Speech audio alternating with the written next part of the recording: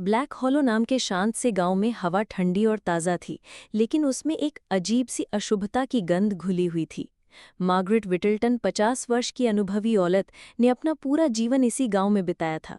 उसके चेहरे की कड़ी लकीरें और चुभती हुई आंखें उसकी मजबूती और बुद्धिमानी को दर्शाती थी। वो गांव में फैली भूत प्रेत की कहानियों पर हंसती थी, लेकिन आज रात किताब बंद कर सोने की तैयारी करते समय उसके दिल में भी एक अजीब सा डर समा गया। बिल्कुल आधी रात को उसके छोटी से कुटीर में दरवाजे पर जोरदार दस्तक हुई। ये साधारण खटखटाहट नहीं थी, बल्कि एक ऐसी गूंजती हुई चोट थी जैसे घर की नींव तक हिल गई हो। मार्गरेट का दिल एक पल को रुक सा गया। आधी रात को कोई बाहर निकले, खासकर ब्लैक हॉलो में, ये बेहद दुर्लभ था। वो धीरे से दरवाजे की झिर्री से झांकती है। सामने एक अजनबी खड़ा था, साये में लिपटा हुआ, चौड़ी टोपी से चेहरा पूरी तरह ढका हुआ था। उसकी मौजूदगी उतनी ही डरावनी थी जितनी रहस्यमयी। मार्गरेट ने थोड़ी हिचकिचाहट के बाद दरवाज़ा हल्का सा खोला, इतना कि बात हो सके पर अंदर आने की इजाज़त न हो। क्या मैं आपकी मदद कर सकती हूँ? उसने सावधानी भरे स्वर में पूछा। मुझे पनाह चाहिए, अजनबी बोला। उसकी आवाज़ मुलायम थी, लेकिन कहीं भीतर तक कंपा देने वाली। मैं तुम्हें उन परछाइयों के बारे में सच बता सकता हूँ जो तुम्हारे गांव को सताती हैं। मार्गरेट को एक अनजानी खींच महसूस हुई, डर और जिज्ञासा का मिला जुला असर।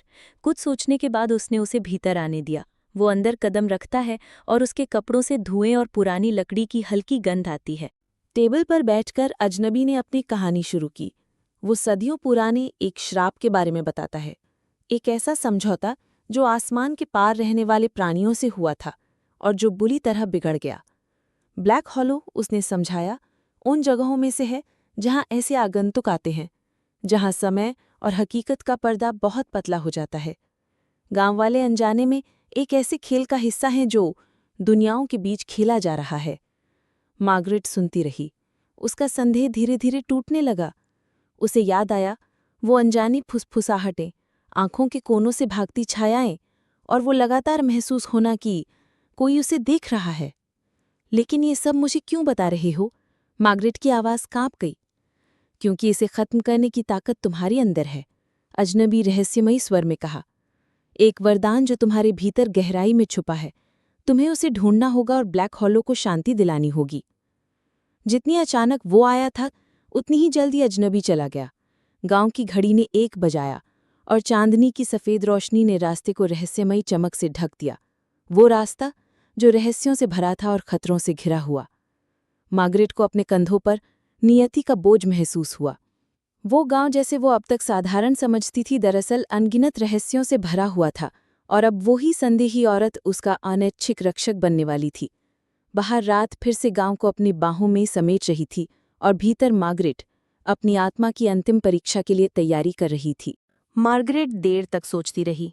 अजनबी जा चुका था, लेकिन उसकी बातें उसके दिमाग में गूंज रही थीं। गांव की घड़ी ने 1 बजाया। चांद की रोशनी उसके दरवाजे तक फैल चुकी थी। वो उठी और खिड़की से बाहर झांका। गांव की गलियां वीरान थीं, लेकिन ठीक उसी जगह जहां अजनबी खड़ा था, जमीन पर गीले पैरों के निशान बने हुए थे। मार्गरेट हैरान रह गई। ये निशान मानव पैरों के नहीं, बल्कि लंबे और टेढ़े पंजों जैसे थे। उसका गला सूख गया। तभी पीछे से वही आवाज गूंजी, मैंने कहा था ना, तुम्हारे अंदर वो वरदान है, अब तुम मुझसे बच नहीं सकती। मार्गरेट पलट के देखती है और उसकी आंखें फैल जाती हैं। टेबल पर रखा दीपक खुद ब खुद जल उठा, और उसके उजाले में वही अजनबी खड़ा था, पर इस बार बिना टोपी के। उसका चेहरा इंसान का नहीं था। आंखें खून सी लाल, त्वचा राख जैसी, और मुंह से धुएं की लहरें निकल रही थीं। वो औरत के बेहद करीब आ गया और फुसफुसाया, मैं यहाँ तुम्हें बचाने नहीं आया, मैं यहाँ तुम्हें जगाने आया हूँ। तुम हमारी ही संतान हो। मार्गरेट चीख उठती है। अचानक उसकी हथेलियों से अजीब रोशनी फूट पड़ती है। कमरा कांपने लगता है, खिड़कियां अपने आप खुल जाती हैं और बाहर पूरा गांव अंधकार में डूब जाता है।